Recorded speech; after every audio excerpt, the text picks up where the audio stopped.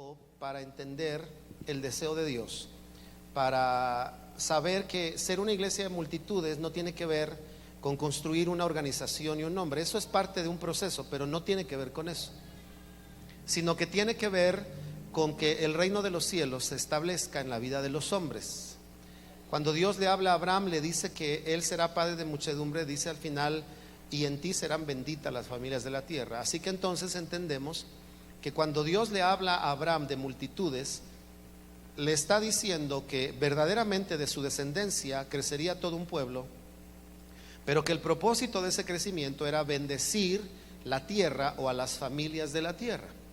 Entonces entendemos que una iglesia de multitudes debe de tener una mentalidad muy clara, porque si no va a divagar. Yo he descubierto, queridos hermanos, que a veces en las congregaciones que crecen demasiado, si no se entiende esto, se empieza a diluir la esencia. Se tiene menos compromiso, se considera que, recuerdo una persona que se fue de la iglesia y después me enteré, y apenas éramos 200, fíjese, ahora somos 1000, antes éramos 200. Y cuando se fue, alguien a quien le dijo, porque a mí no me lo dijo, le dijo que se iba porque en la iglesia era solamente un número. Entonces es interesante que a veces la gente, cuando en una iglesia crece, y apenas éramos 200, repito, se siente solo como un número. A mí no me interesa contar los números. Yo lo que quiero saber es cómo avanzamos para saber cómo vamos creciendo, pero el número no es mi finalidad. Yo a ustedes nunca les he dicho vamos por 100 más, vamos por 200, pues si no se trata de a ver cuántos tomamos o crecemos, sino de que hay una generalidad de crecer en el reino de Dios. ¿Cuántos están de acuerdo en eso? Entonces, si nosotros hemos sido llamados a ser una iglesia de continuo crecimiento, quiere decir que habrá número entre nosotros. Hoy hemos llegado a las 1000 personas, hemos pasado un poco más ese número y no nos vamos a detener, porque tal vez en este lugar no cabemos más, pero tú puedes llevar al reino de los cielos a más personas aunque no vengan a la iglesia. Allá en tu trabajo, tal vez en el transporte, cuando vas viajando y regalas un folleto, no sabes si esa persona va a reconocer a Jesús. Por ejemplo, hay personas que han llegado a esta familia que les dije del testimonio del matrimonio, ¿verdad? Que el esposo apoyó a la esposa y están caminando juntos en este sueño. Llegaron a la iglesia por la página de internet que tenemos.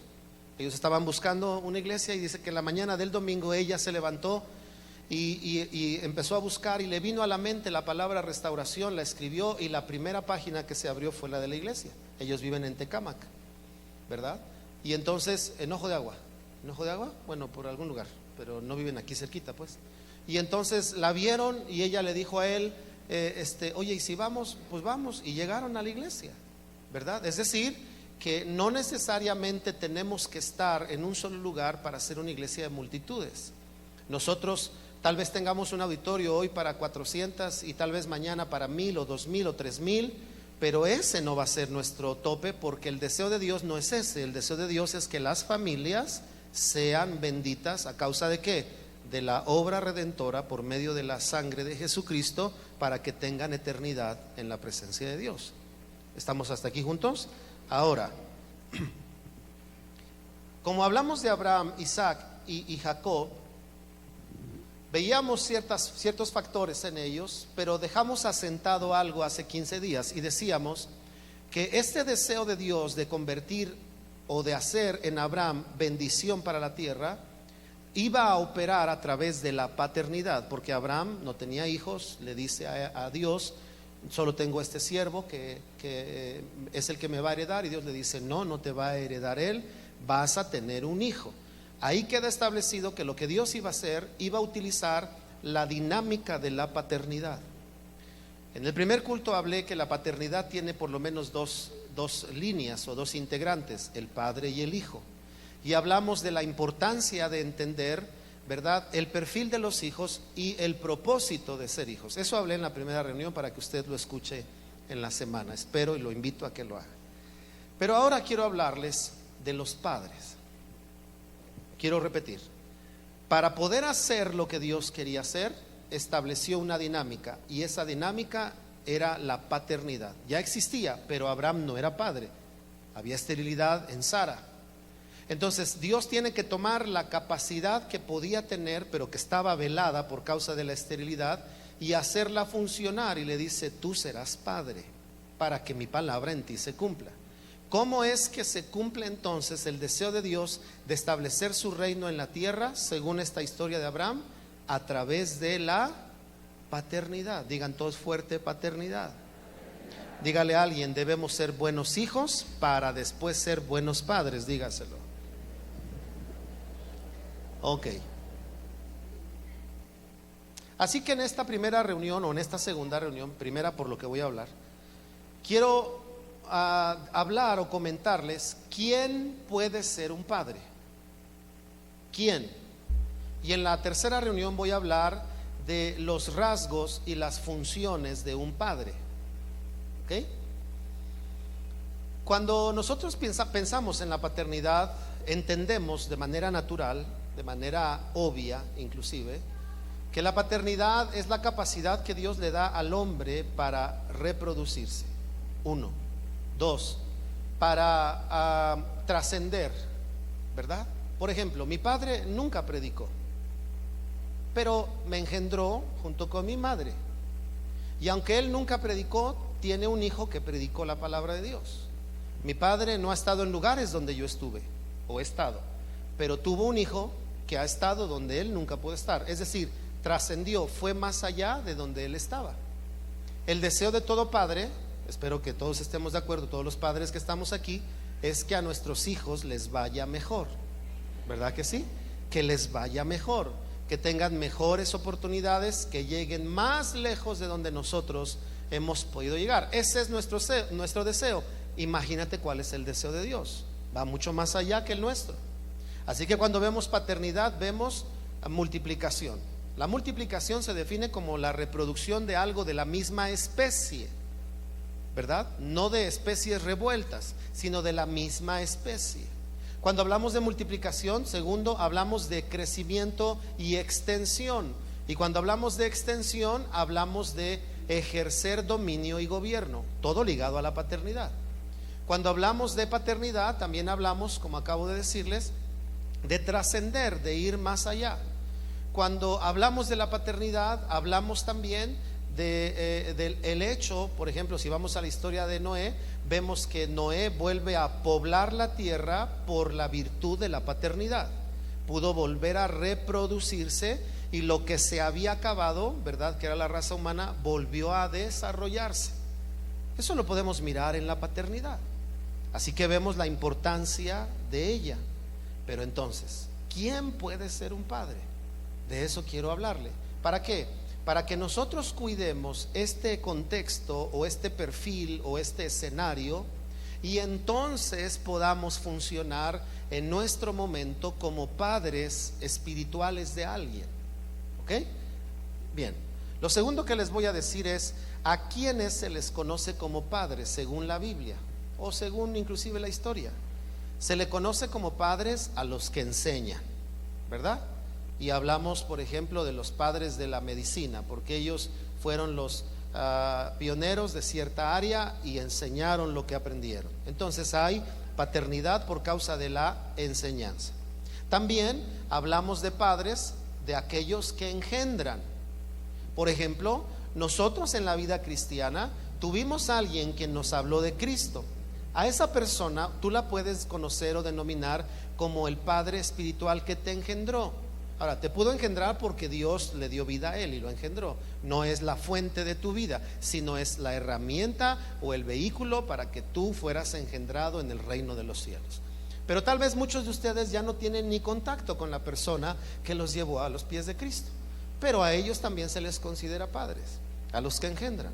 ¿A quiénes más se les considera padres? A los que cuidan, a los que son cuidadores de alguien. Tal vez no te engendraron, pero te cuidan. ¿No es cierto que hay tías que cuidan, que atienden más a los hijos que los padres, porque los padres trabajan todo el día y se pasan todo el día las tías o los tíos con los hijos? ¿Verdad que sí? Hay casos como esos. E inclusive cuando hay alguna situación, el niño o la niña busca más a la tía porque está más ligada al cuidado de ella que el de los propios padres. Algunos tal vez han vivido esa experiencia. También se le conoce como padres, según la historia bíblica, a los que aconsejan. Escucha, hijo mío, el consejo de tu padre, dice Proverbios. Así que entonces puedes considerar a alguien que es un consejero para ti como un padre en tu vida. Lo que estoy diciendo es que va a depender del área y de la función que alguien tenga sobre tu vida o que tú ejerzas sobre la vida de otro, en donde puedas ser considerado como un instrumento de paternidad, no de apropiarte de nadie, sino de brindar un beneficio a alguien. Y por último, se les dice padres a los que son mayores. A los que son mayores que nosotros. No le dices padre a alguien menor. Puede ser menor en edad, pero mayor en la vida en Cristo. Y entonces te enseña, aunque sea menor de edad, pero en Cristo es mayor que tú.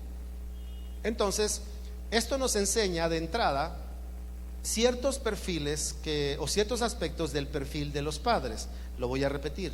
Un padre enseña, un padre engendra, un padre cuida, un padre aconseja y un padre es mayor que otro.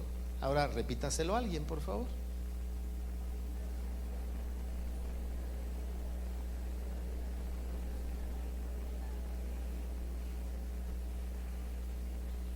Muy bien, muchas gracias. Eso es lo que hace, lo que puede hacer. Eso lo hablaremos con más detenimiento en la siguiente reunión. Pero ahora entonces vamos de lleno a ¿quién puede ser un padre? O dicho de otra manera, ¿qué se necesita para ser un padre? ¿Me explico? El primero, dice Proverbios 17:6: corona de los viejos son los nietos y la honra de los hijos sus padres. Nietos, hijos, padres. Este pasaje nos hace pensar en que tú y yo no pudimos ser padres si no primero fuimos hijos. Así que el primer punto a considerar para ser padres espirituales, y todos deberemos de serlo en algún momento, todos hermano, el más joven que esté aquí, en algún momento deberás de ser padre espiritual de alguien. Esa es la manera en la que trabaja el asunto del reino de los cielos a través de tu vida. ¿Ok? Entonces, lo primero para ser padre es ser hijo. Así de sencillo. ¿Quién puede ser padre? Aquel que primero ha sido hijo. No puede ser lo segundo si no primero has nacido de alguien, si no primero has crecido bajo la instrucción de alguien.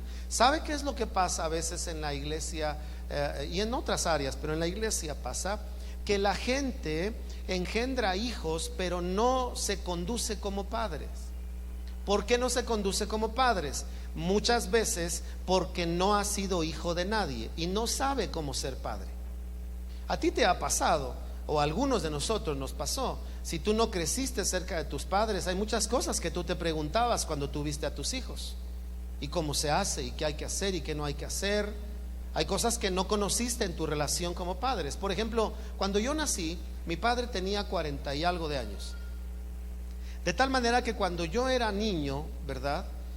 Yo nunca jugué con mi padre. Nunca. Porque él tenía que sostener 8 hijos.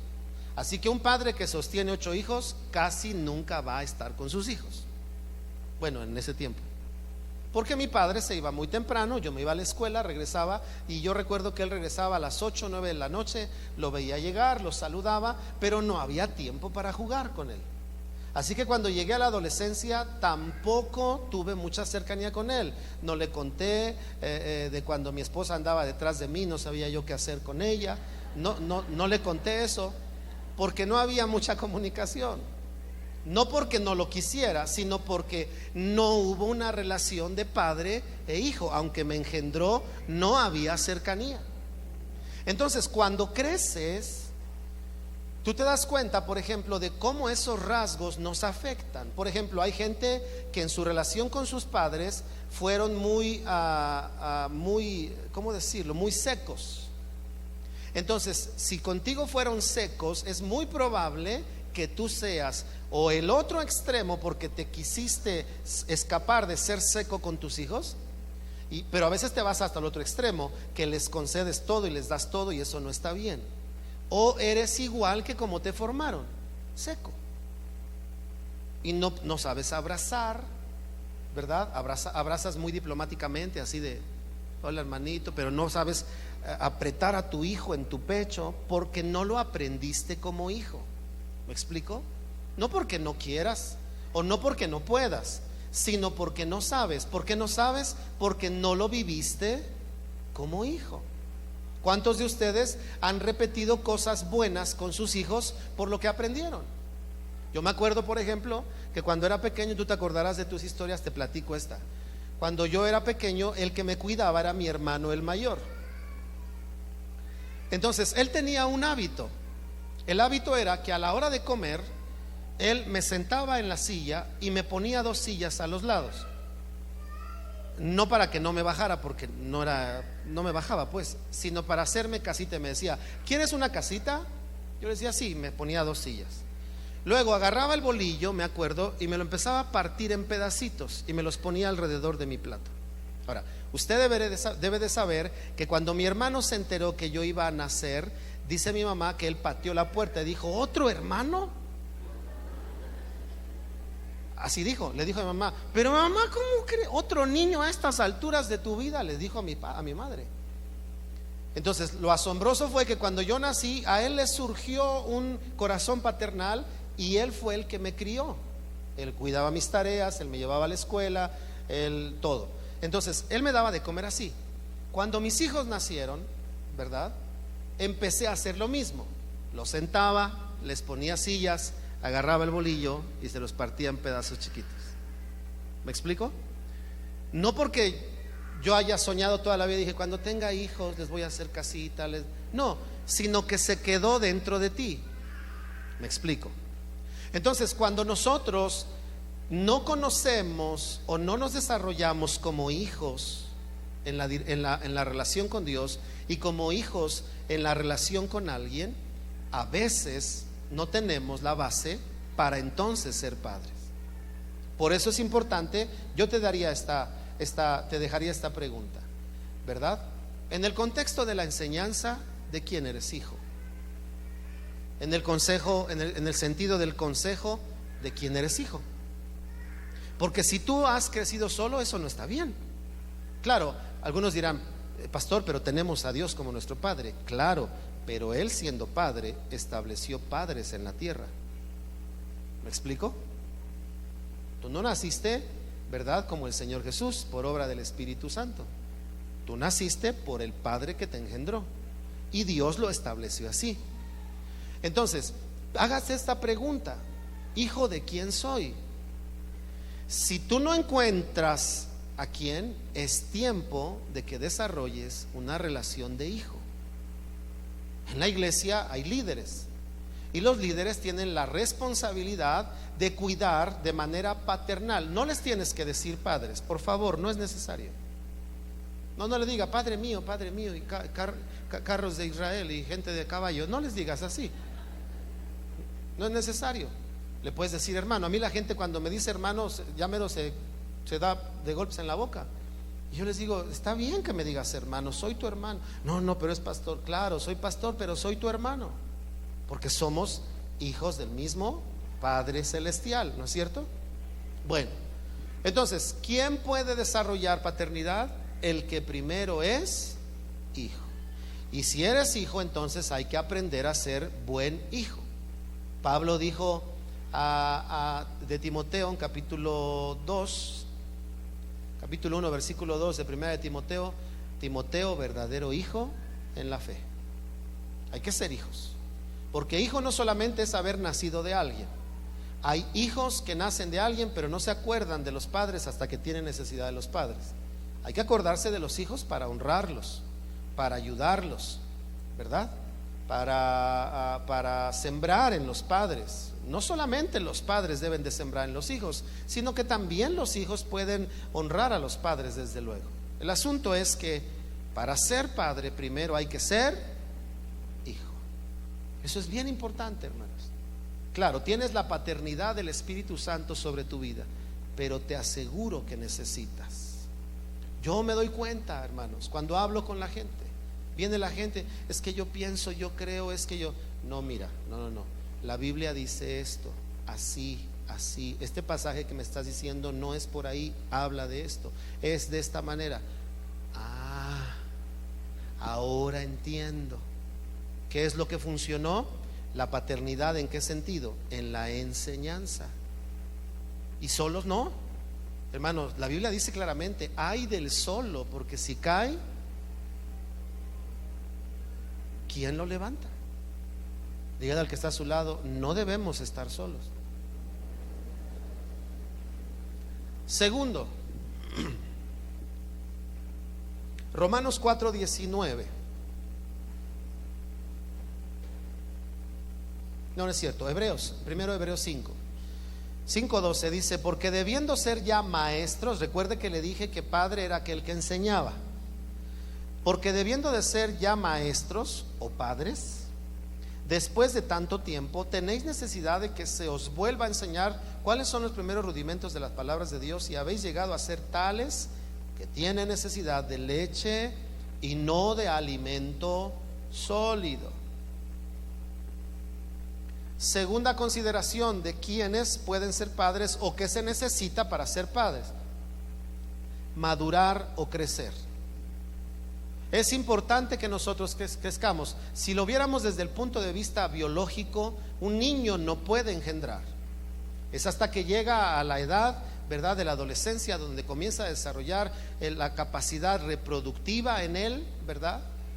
Porque si bien es cierto, el niño y la niña ambos tienen el aparato reproductor masculino y femenino, no tienen la capacidad de funcionar hasta que no hay madurez biológica, ¿verdad? Los niños ahí por la edad de la adolescencia, las niñas inclusive un poco antes. Por eso hoy en día, hago un paréntesis, es tan alta la tasa de embarazos en adolescentes, porque desde adolescentes se puede tener hijos, pero ese es otro tema. El asunto es que el cuerpo biológico nos enseña que para ser padres se necesita alcanzar un grado de madurez, es decir, haber crecido. Por eso aquí Hebreos dice, debiendo de ser ya maestros, o lo podríamos decir de otra manera, debiendo de ser padres de otros, tienen necesidad de solamente recibir leche, es decir, de solo ser tratados como hijos. Así que la segunda característica para ser un padre es crecer y madurar. Repítalo conmigo, crecer y madurar. Cuando hablamos de crecer, hablamos de aumentar, de desarrollar, de avanzar, de elevarnos. Entonces, cuando hablamos de crecer, hablamos de crecer en el conocimiento de la palabra de Dios, de crecer en nuestra fe, de crecer en nuestro desarrollo, en nuestras responsabilidades y funciones. Si esto crece, entonces nosotros entramos a una etapa en donde podemos ejercer la paternidad. Porque como decía hace rato, la iglesia está trabajando, la mayor parte de la iglesia de Cristo solo trabaja con padres que engendran, pero no con padres que cuidan. Y así pasa en la vida. Hay muchos padres que solo engendraron, pero son desobligados y no cuidan, ¿verdad? No cuidan. Yo le digo, tan así no cuidan que las leyes tienen que establecer un mecanismo a través de una demanda de pensión alimentaria. Yo cuando llego a hablar con hombres que se separan, lamentablemente, yo siempre les digo, no vas a tener necesidad de que te demanden, ¿verdad?, para sostener a tus hijos. Uy, qué silencio. Pero les digo, no tienen necesidad. Ahora, que si no cumples, te van a demandar, hermano.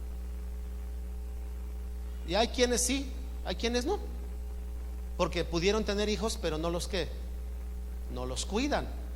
Entonces no se trata solo de evangelizar, porque ahí estamos engendrando y está bien, tiene su lugar.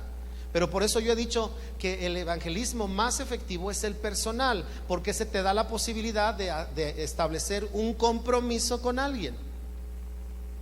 El evangelismo en el pasaje ese funciona porque tal vez Dios te use para engendrar a alguien, pero no te pases la vida solo engendrando, porque Abraham engendró y cuidó a Isaac. No tuvo muchos, solo tuvo uno. ¿Quién te dice que en la vida Dios te va a dar solamente 3 hijos espirituales? No pienses en 500, no se puede, y no eres conejo. A lo mejor 1, 2, 3, 4. Vamos a ser bíblicos, 12. Dices, bueno, 12 hijos espirituales a lo largo de toda mi vida.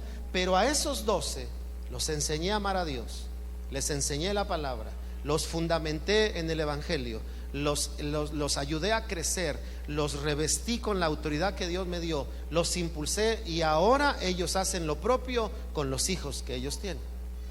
¿Me explico?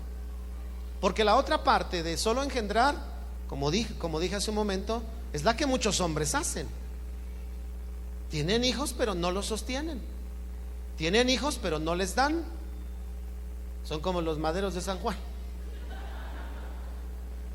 Les piden pan y no les dan.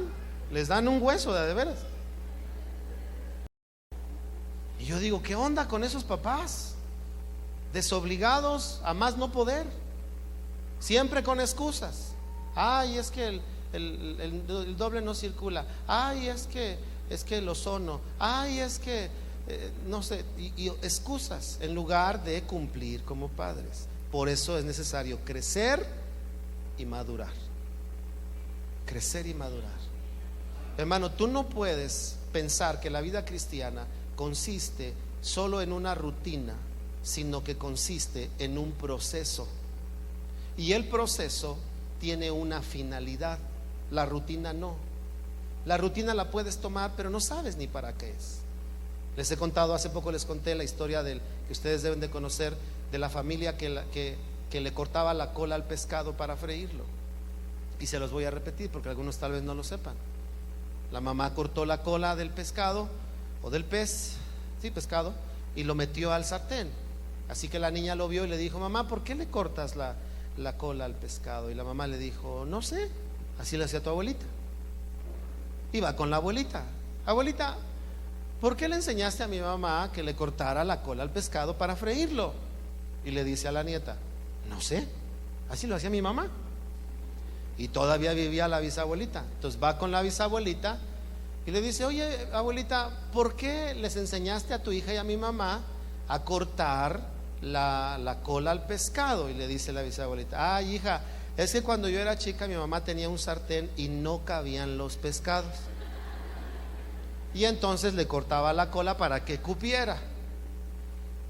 ¿Verdad que hasta da risa? Pero así hay muchos en la vida cristiana. Pueden ir al culto y cantar, y le dices, ¿qué es adoración? Y no te contestan. Dicen, pues no sé, así lo hacemos en la iglesia. ¿Por qué levanta las manos? Pues porque los de adelante me dijeron. Y yo, pues, flojito y cooperando. O sea, levanta tus manos. Pero no saben ni por qué. Le voy a decir algo, y voy a hablar de la adoración los siguientes domingos, pero me voy a adelantar. Las manos levantadas en la Biblia son un acto de fe, de confianza. 2, de victoria. 3, de entrega. 4, de pacto delante de Dios. Entonces, cuando tú levantas las manos, pero no sabes todo eso, es como que le cortas la cola al pescado, pero no sabes ni por qué. Y por eso hay unos que pueden estar en la adoración, ¿eh?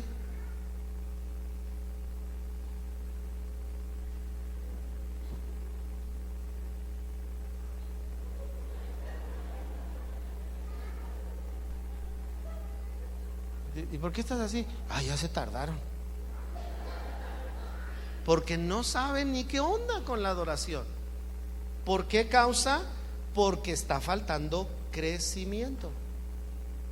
Jesucristo le dijo a la mujer samaritana, ustedes adoran lo que no conocen. Nosotros adoramos a quien conocemos. Y luego les dijo, porque la salvación viene de los judíos. Entonces el Señor le está hablando a una mujer que estaba adorando y que le preguntaba, ¿en dónde debemos adorar? Se quiso meter en una conversación doctrinal con Jesús y le dijo, ¿en dónde se debe adorar? Ustedes dicen que aquí, ¿verdad? Nosotros decimos que en este otro monte. Y entonces Jesús le dice, te voy a mostrar otra dimensión de la idea que tú tienes de la adoración. Y le dice, llegará el tiempo que ni en este monte ni en aquel, sino que ahora, dice Dios, el Señor busca adoradores que le adoren en espíritu y en verdad. Y entonces le quita la idea de que hay que cortarle la cola al pescado a la samaritana. Le dice, la adoración tiene mucho más que ver con lo que tú sabes. Mientras sigas creciendo, el mismo tema lo vas a ver de otra manera. ¿Me explico? Por eso es necesario crecer y madurar. Tercero, ¿quién puede ser padre? Romanos 4, 19. Y no se debilitó en la fe al considerar su cuerpo, que estaba ya como muerto, siendo de casi 100 años, 99, o la esterilidad de la matriz de Sara. Romanos 4, 19. Eso nos enseña que para que Abraham, está hablando de Abraham, pudiera tener hijos, su esposa debía ser fértil, pero ahora también debía él ser fértil. Porque cuando Abraham recibe la promesa, él tenía 75 años por ahí y todavía podía engendrar hijos, por eso tuvo a Ismael. Pero a los 99 ni Sara ni él, ya ninguno de los dos. Por eso es que le dijeron, él le dijo, ay Señor, un hombre de 100 años engendrará. Ya te tardaste, padre. O sea, cuando me dijiste a los 75 todavía podía, pero ya a los 99, antes era Sara, ahora somos los dos. Y el Señor le dijo, no, ahora tendrás a Isaac. Es decir, que para que Abraham fuera padre, Dios le quitó a él y a ella la esterilidad. Para ser padres, tú no puedes ser padre si no eres fértil. Y la Biblia dice claramente que Dios es el que abre o cierra matrices.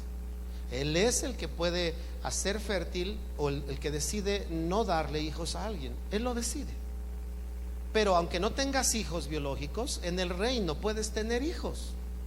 Y ahí es donde hay que engendrar. ¿Me explico? Entonces, nosotros vemos el tercer factor de esta manera. Para ser padres hay que ser fértiles. Porque puedes madurar, puedes crecer en lo biológico, puedes ser un hombre maduro de 20, 30, 35 años, 40, pero estéril. Y aunque tengas una madurez emocional y mental, si hay esterilidad. ¿Qué es la esterilidad? Es una afectación de la productividad. Para que alguien sea padre, debe de ser productivo, debe de ser fértil. Nosotros por eso debemos de ser fértiles. Es decir, si tú recibes la palabra de Dios, la cuides y la vives, estás siendo fértil. Está siendo tierra fértil. Usted lea la parábola del sembrador. La parábola del sembrador explica que la semilla era la palabra de Dios, el sembrador era Dios, la tierra era el corazón de los hombres. Pero dice que cuando cayó en diferentes tipos de tierra, la semilla no pudo fructificar hasta que cayó en una tierra que era buena. Y entonces la parábola dice, esta tierra representa el buen corazón de los hombres. Por eso aquí entendemos la importancia de ser productivos, porque si tú recibes la palabra, como dice Santiago, y eres olvidadizo, no eres hacedor. Si no eres hacedor, no hay productividad. Las cosas que nosotros tenemos, todo lo que tú vistes, es resultado de la productividad, no es resultado de una idea. Porque si se hubiera quedado en idea, no lo tendríamos. La silla donde estás sentados comenzó con la idea de una persona que dijo, me voy a dedicar al negocio de las sillas, pero no lo dejó ahí, se fue al área de la productividad y empezó a ver las acciones, la materia prima, cómo debía de hacerlo, la maquinaria, y ahora produce sillas. Y nosotros hoy estamos sentados en una realidad que es resultado de la productividad. Así es en la vida cristiana. La palabra de Dios es para hacernos productivos, no para ser oidores. Dice Santiago, no seamos oidores olvidadizos, sino hacedores de su palabra. Así que la respuesta está ahí. ¿Qué es lo que te hace fértil? Ser hacedor de la palabra de Dios. Eso es lo que nos hace fértiles. Entonces, si eres hacedor de la palabra de Dios, puedes ser un padre. Veamos en la vida natural del hombre, un hombre que es irresponsable, que no es hacedor de compromisos, que no es hacedor de responsabilidades, que no es hacedor de el ejercicio de una capacidad que Dios le ha dado. Entonces tiene un hijo, pero el pobre hijo corre con el problema de que no tiene un padre que lo atienda. Y entonces la mujer tiene dos hijos, al esposo y al hijo. Y llega el padre y le dice: mi amor, ¿nos das de comer? Y llega llega la mamá y le dice a los hijos: ¿no han comido? Y el papá y el hijo se están muriendo de inanición. Y la mamá se enoja y le dice: ay, voy a creer, Juan, imaginemos que se llame Juan, ¿no? Voy a creer, Juan, ¿por qué no le haces de comer a tu hijo?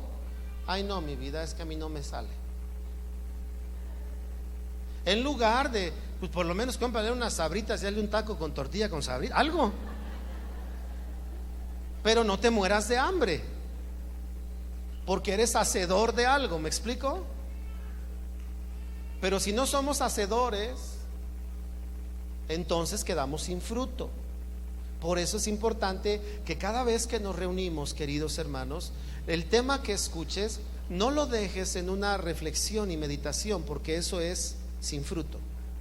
La reflexión y la meditación, conviértela en acciones prácticas, sencillas. Una, no tienes que escoger 10,000, una. Es decir, a ver, de lo que escuché, ¿qué una cosa que pueda hacer? Revisa. Esto puedo hacer en esta área de mi vida, en esta relación. Ok, ahí lo voy a hacer. Y entonces empiezas a ser productivo. Te preparas para ser ¿qué? Padre. Cuarto punto, ya vamos a acabar. Dice Génesis 25, 20 y 21, y nos enseña dos verdades. Y era Isaac de 40 años cuando tomó por mujer a Rebeca, hija de Betuel arameo, de Padán Aram, hermana de Labán arameo. Y oró Isaac a Jehová por su mujer, que era estéril, y lo aceptó Jehová, y concibió Rebeca su mujer. Este pasaje nos enseña dos cosas.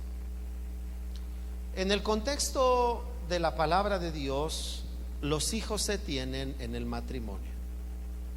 Eso es lo que enseña la Biblia. Ese es el orden correcto, en el matrimonio. No antes, no fuera, en el matrimonio.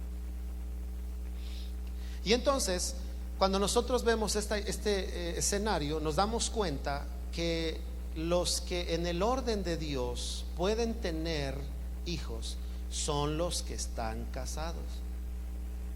¿Ok? ¿Cómo le llamaríamos a eso? El matrimonio es un ¿qué? Es un pacto, ¿verdad? Es un pacto. La unión matrimonial es un pacto. Un pacto es una alianza donde dos personas deciden unir sus vidas, ¿verdad?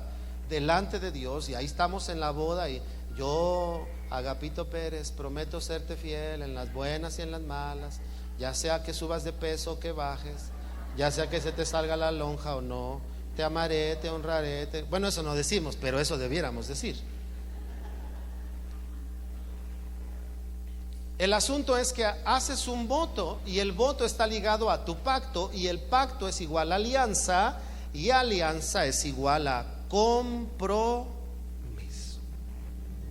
¿Quién entonces puede ser un padre? Una persona que ha adquirido un compromiso. Porque cuando tienes hijos, ¿verdad? Hay un compromiso con los hijos. Estás comprometido a darles ejemplo. Estás comprometido a proveerles. Estás comprometido a abnegarte por ellos. Llegaste con hambre y está la concha de chocolate que te gusta en el centro de la mesa. Y llegas y la agarras y ya se te hizo agua a la boca. Una conchita, ¿verdad? O con nata como la de los biscuits de Obregón, natita. Bueno, a algunos no les gusta, a otros sí. Y se te está haciendo la boca y dices: ay, qué rica la concha. Y llegas a tu casa y te ve tu hijo. ¿Qué comes?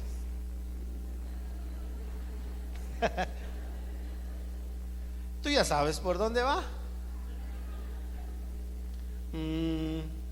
A mí me gustan las donas, que diga las conchas de chocolate. Yo sería muy contento si alguien me diera una concha de chocolate. Y tú tienes un compromiso. El compromiso, ¿verdad?, es de ver por tus hijos. Así que te quitas el pan de la boca. Claro, si está sobradito, hay que quitarle el pan de la boca a él. Pero si no, tú te lo tienes que quitar por él. Es decir, si el niño no ha comido, pues tú le das de comer. ¿Me explico? Porque hay un compromiso.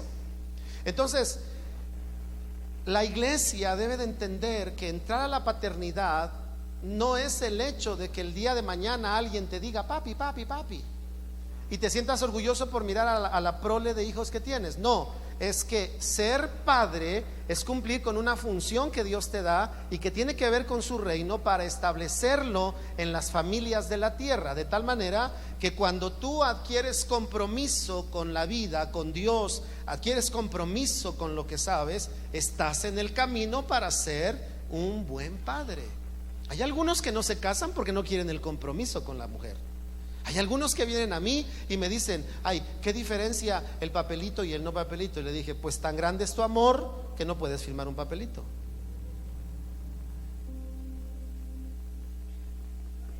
¿Así o más claro? No, no es que nosotros nos queremos, pero ¿por qué así? Si hay que firmarlo. No, es que nosotros nos respetamos. Pues tan grande es tu respeto que no firmas lo que está establecido delante de los hombres. Fírmalo. Porque no quieren compromiso. O hay otros que no se quieren casar porque no quieren el compromiso de los hijos. No, yo sí me quiero casar, pero hijos no, porque mira, mucho me ha costado ser un metrosexual para que no se me arrugue en la cara, y con hijos no voy a dormir, se me van a hacer ojeras. Yo no quiero echar a perder. No quieren compromiso o no quieren sacrificio.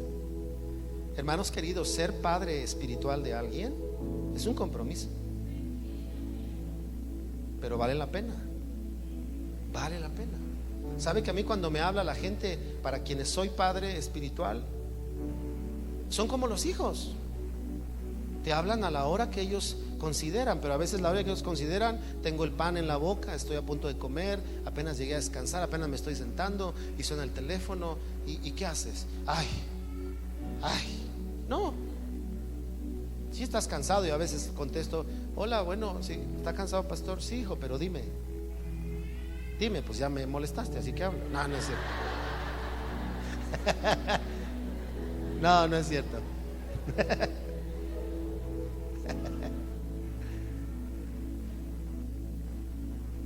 Ayer, por ejemplo, unos jóvenes que hemos tomado como hijos, mi esposa y yo como hijos, eran las 10:30 y así me pasó. Cuando llegaron, me acababa yo de sentar para comer, mi papá ya, y suena el timbre. Dije, ¿y ahora? Dije, mi amor, ¿espera serenata o algo? Me dijo, no. Y salimos y llegan con una gelatina porque fue nuestro aniversario por el civil. Pastor, le quisimos traer. Dije, moléstame las veces que quieras. Yo digo, compromiso. Y la segunda parte que muestra es esta.